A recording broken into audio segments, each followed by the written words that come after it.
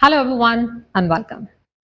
Acidity एक बहुत ही common problem है और ज़्यादातर लोगों में जो एसिडिटी होती है तो उन लोगों का एक ही तरीका होता है इसको ठीक करने का कि तुरंत उठाते हैं और कोई ना कोई एंटासिड्स वो खा लेते हैं।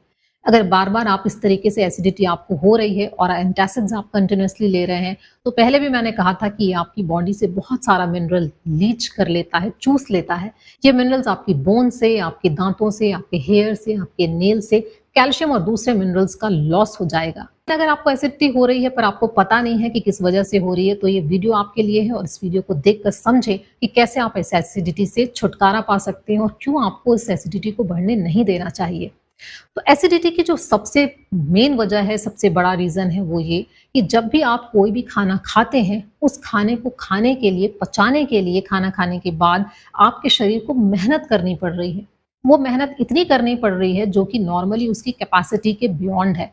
तो आपका जो स्टमक है वो कंटिन्यूअसली आपका एसिडिक एनवायरनमेंट बनाकर रखता है ताकि आपके खाने को डाइजेस्ट कर सके। तो आपके बॉडी का जो डाइजेस्टिव पावर है वो ऑलरेडी वीक हो गया है। आपका जो एसिडिक सिक्रीशन है या तो वो कम हो रहा है या फिर आप खाने में कोई ऐसी चीज़ खा रहे हैं जो कि आपकी बॉडी ठीक से डाइजेस्ट नहीं कर सकती है।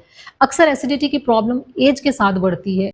तो सबसे पहले तो आप ध्यान रखें इस बात का कि कौन से ऐसे फूड आइटम्स हैं जिसकी वजह से आपके शरीर में एसिडिटी बढ़ रही है। सब लोगों में ये चीज़ें अलग-अलग हैं। कुछ लोगों को जो एक नॉर्मली कॉमन सी चीज़ है कि बहुत ज़्यादा जब आप हेवी खाना खाते हैं, वो खाना जिसमें ऑयल बहुत ज़्यादा हो, मसाले बहुत ज़्यादा हों या फिर आपने बहुत ज़्यादा क्वांटिटी में खा लिया हो, जब आप ऐसा खाना खाते हैं तब एसिडिटी होती है, जो कि एक सामान्य सी प्रॉब्लम है और ऐसा हो सकता है जो कि बहुत ही ओकेजनली होता है क्योंकि आप कभी-कभी इस तरीके का खाना खाते हैं या बहुत ज़्यादा क्वांटिटी में खाते हैं। लेकिन अक्सर ही अगर आपको ये रोज़मर्रा के खाने में एसिडिटी हो रही है, तो आप उन फूड आइटम्स की लिस्ट बनाइए कि कौन-सी चीज़ें हैं जो कि आपको एसिडिटी आपकी बॉडी में कॉज़ कर रही हैं और उन फूड आइटम से आपको बच के रहना है। इसका मतलब ये है कि उन फूड को पचाने में, उस खाने को पचाने में आपके शरीर को एक्स्ट्रा मेहनत करनी पड़ रही है। जो एसिड है वो इतना पर्याप्त नहीं है कि उस खाने को तोड़ सके। तो ऐसे फूड आइटम से आप बचें। दूसरा, जब भी आप खाना खाते हैं तो हमेशा एक समय निर्धारित समय पे खाइए।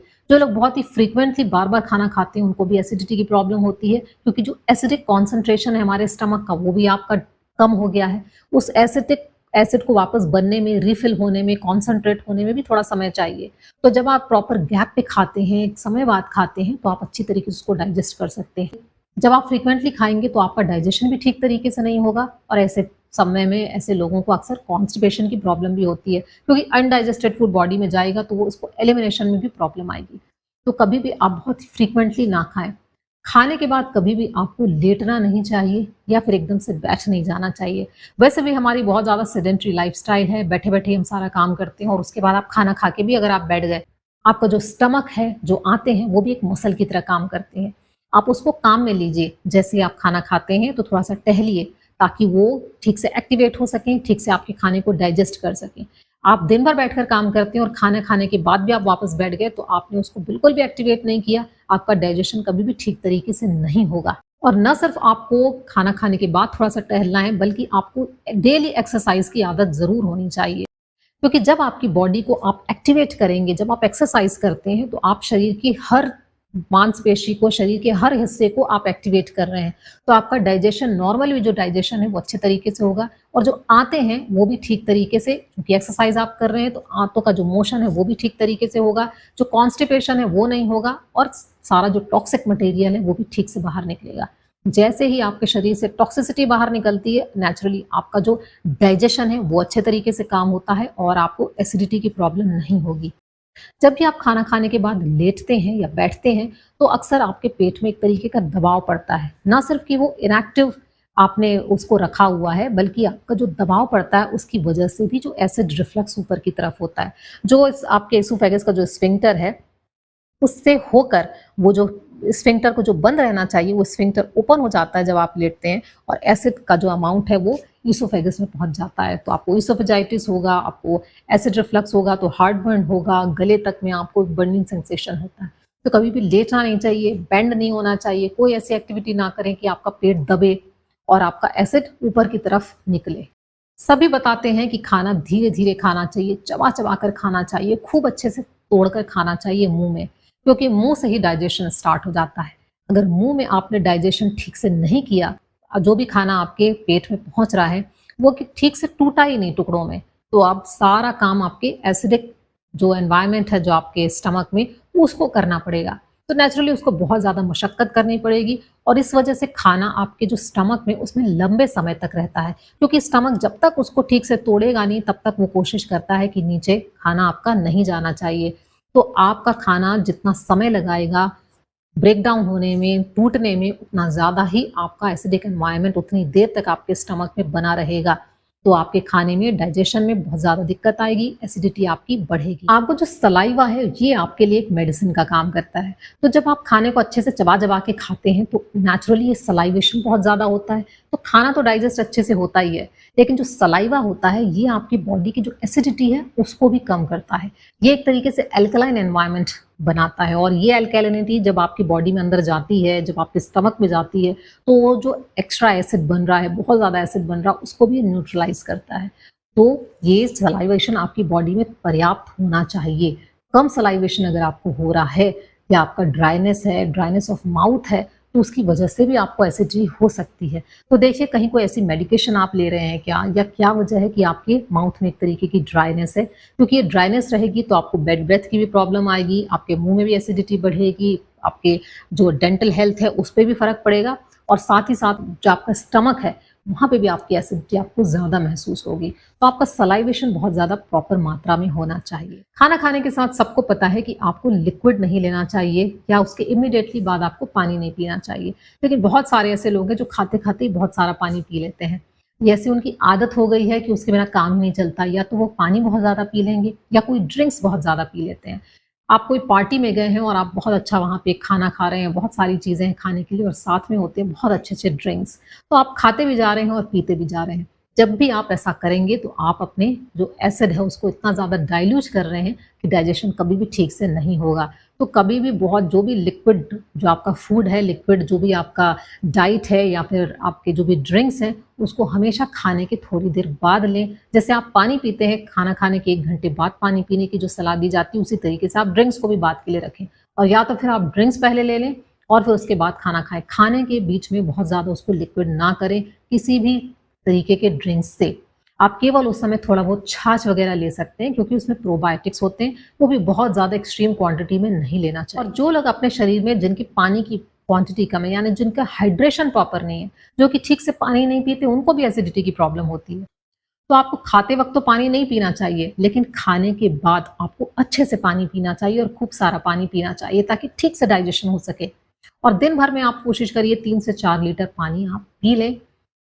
या तो आप पानी के ही फॉर्म में उसको ले लें या फिर कोई भी जूसेस के फॉर्म में आप ले लें, लेकिन इतना पानी आपके शरीर में जाना चाहिए। जो लोग तरीके से पानी पीते हैं उनको भी एसिडिटी की प्रॉब्लम नहीं होती है और जो नहीं पीते हैं, ना सिर्फ उनको एसिडिटी की प्रॉब्लम होती है, डाइजेशन के बहुत सारे इश्यूज़ होते हैं, उनको कॉन्स्टिपेशन भी रहेगा। जब भी आपको कॉन्स्टिपेशन ज़्यादा रहेगा तो आपको फिर एसिडिटी की भी प्रॉब्लम होगी, इंडाइजेशन की भी प्रॉब्लम होगी और इन सब वजहों से ओबेसिटी भी होती है, तो आपको ओबेसिटी भी बढ़ेगी। जिन लोगों को ओबेसिटी है, उनको भी एसिडिटी की प्रॉब्लम ज़्यादा होती है। हर चीज़ एक-दूसरे से इंटर रिलेटेड है। तो आपका डाइजेशन सही तरीके से हो, इसके लिए ज़रूरी है कि आप खूब सारा पानी पिएँ और शरीर में कॉन्स्टिपेशन ना होने दें।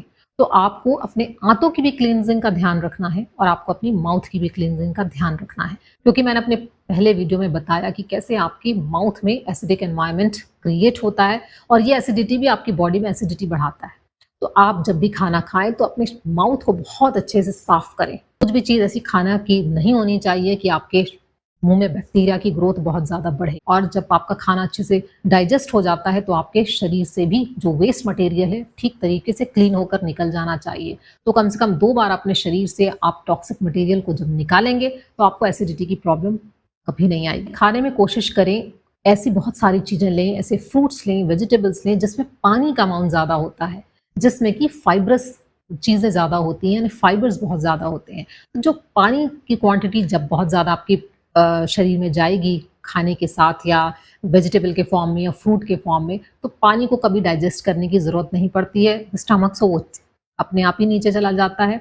और जो फाइबर्स होते हैं, सॉल्युबल फाइबर्स और इनसॉल्युबल फाइबर्स, ये फाइबर्स आपकी बॉडी से न सिर्फ ये डाइजेशन को बेटर करते हैं, आसानी से ये जो सॉल्युबल फाइबर्स हैं, वो तो आसानी से डाइजेस्ट हो जाते हैं, सॉल्युबल होते हैं और जो इनसॉल्युबल फाइबर्स होते हैं वो डायरेक्टली आपकी आंतों तक पहुंचते हैं और आपके जो अच्छे किस्म के गट बैक्टीरिया हैं उसका ये फूड बनाते हैं।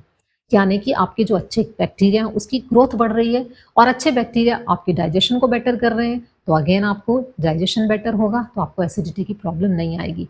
यानी आपको फाइबर रिच फूड लेना है और वो फ्रूट्स और वेजिटेबल्स लेना है जिसमें बहुत सारा अमाउंट में पानी की क्वांटिटी होती है। जैसे आप खीरा या ककड़ी खाते हैं, टोमेटो लेते हैं, गाजर या कोई भी किस्म की जो आप फल सब्जियां जो आप सलाद के फॉर्म में खाते हैं, ये आपके शरीर के डाइजेशन जो है बेटर तरीके से करती है। ये आपकी आंतों को भी रिपेयर करती है, यानी एब्जॉर्प्शन भी अच्छा होता है। एब्जॉर्प्शन अच्छा होगा तो आपकी बॉडी को न्यूट्रिशन बेटर मिलेगा, न्यूट्रिशन बेटर मिलेगा तो अगेन आपका डाइजेशन में भी ये हेल्प करेगा। अपनी गट हेल्थ को अच्छा करने के लिए आप प्रोबायोटिक्स ले सकते हैं या फिर आप फर्मेंटेड फूड लें। फर्मेंटेड फूड जब आप लेते हैं तो आपको प्रॉपर प्रोबायोटिक्स आपकी बॉडी को मिलते हैं, आपकी गट को मिलते हैं, जो कि आपका डाइजेशन बेटर करते हैं। आयुर्वेद के हिसाब से भी कहा गया है कि जो आप खाना खाते हैं उसकी क्वांटिटी कितनी होनी चाहिए, तो खाने की क्वांटिटी हमेशा बहुत ज़्यादा ना रखें। खाने में आपका 1/3 ही आपका सॉलिड फूड होना चाहिए और 1/3 आपका एम्प्टी स्टमक होना चाहिए, यानी आप भर पेट खाना ना खाएं, बहुत ज़्यादा खाना ना खाएं।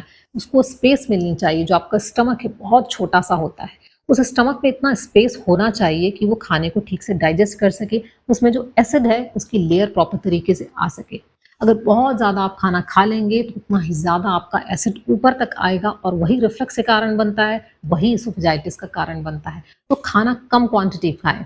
और अगर स्पेशली अगर आप बहुत ज़्यादा हैवी फूड खा रहे हैं या बहुत ज़्यादा स्पाइसी फूड खा रहे हैं तो क्वांटिटी आपकी और कम हो जानी चाहिए।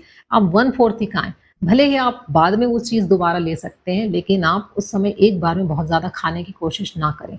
ये आपकी एसिडिटी बढ़ाएगा और एसिडिटी बहुत लंबे समय तक रहती है जब भी आप इस तरीके का खाना खाते हैं। अगर आपकी नींद प्रॉपर नहीं होती है तो भी आपको एसिडिटी की प्रॉब्लम रहेगी। तो बहुत सारे लोगों को मैंने देखा है कि बहुत डिस्टर्ब स्लीप रहती है और आपने बहुत कुछ हैवी फूड लिया हो, बहुत डिस्टर्ब स्लीप हो, तो आपको अगले दिन क्या लगता है? अगले दिन आपको पेट ठीक नहीं लगेगा, इंडाइजेशन लगेगा, डायरिया होगा, ब्लोटिंग होगी बहुत ज़्यादा।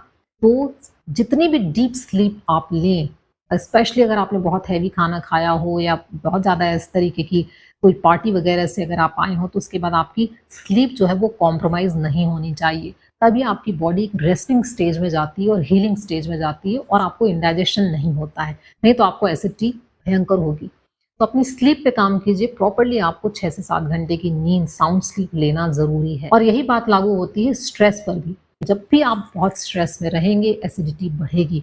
स्ट्रेस का काम ही है आपकी बॉडी में एक एसिडिक एनवायरनमेंट बढ़ाना, क्योंकि जो भी हार्मोन्स उस समय बनते हैं वो आपकी बॉडी में बहुत ज़्यादा एसिडिटी प्रोड्यूस करते हैं। तो ऐसे समय में आपको खाना नहीं खाना है। अगर आप बहुत स्ट्रेसफुल सिचुएशन में हैं, कुछ ऐसी आप मीटिंग में हैं या फिर कुछ किसी से आपका लड़ाई हो गया, झगड़ा हो गया, तो ऐसे स्ट्रेसफुल एनवायरनमेंट में आपको खाना नहीं खाना चाहिए। आप अवॉइड करें, क्योंकि अगर आप खाना खा भी लेंगे तो भी आपका डाइजेशन में प्रॉब्लम होगी और आपकी एसिडिटी बढ़ेगी और आपकी बॉडी को जो न्यूट्रिशन मिलना चाहिए वो भी नहीं मिलेगा। बहुत एक कॉमन फैशन हो गया है कि लोग टीवी देखकर खाना खाते हैं, मोबाइल देखकर खाना खाते हैं और टीवी और मोबाइल पे अलग-अलग चीज़ें चलती हैं।